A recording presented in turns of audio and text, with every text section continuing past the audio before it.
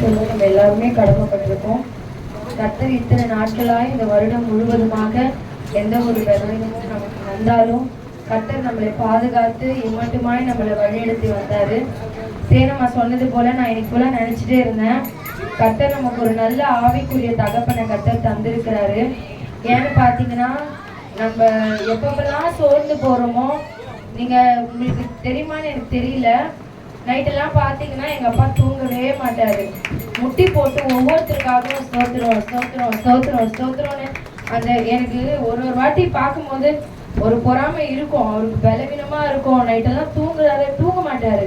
4 மணிக்கு எழுந்துச்சு பார்ப்பேன், எங்கள் வீட்டுக்காரர் கேட்பாரு, உங்கள் அப்பா தூங்குறாரா இல்லையா?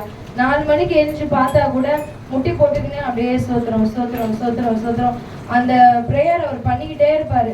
கர்த்தர் ஒரு நல்ல ஆவிக்குரிய தகப்பனை கர்த்தர் எங்களுக்கு தந்திருக்கிறார். உலகத்துல இருக்கிற தகப்பனை விட ஆவிக்குரிய தகப்பனை கர்த்தர் எங்களுக்கு தந்திருக்கிறார். அதற்காக கர்த்தர் கொடான கொடி நன்றி.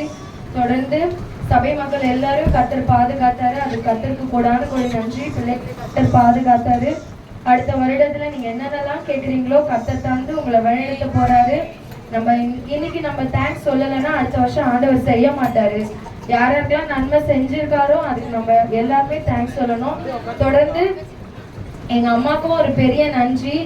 ஏன்னா நாங்க எஸ்தர் பிரேயர்ல ஈடுபடும் போதும் சரி, எல்லாரும் ஊழியத்துல ஈடுபடும் போதும் அந்த குழந்தைங்களை ரொம்ப கவனமா கண்காணிக்கிறாங்க.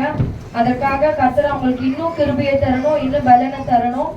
கர்த்தர் அவர்களையும் ஆசீர்வதிக்கணும். தொடர்ந்து எல்லாரும் ஜெபத்துல தாங்க.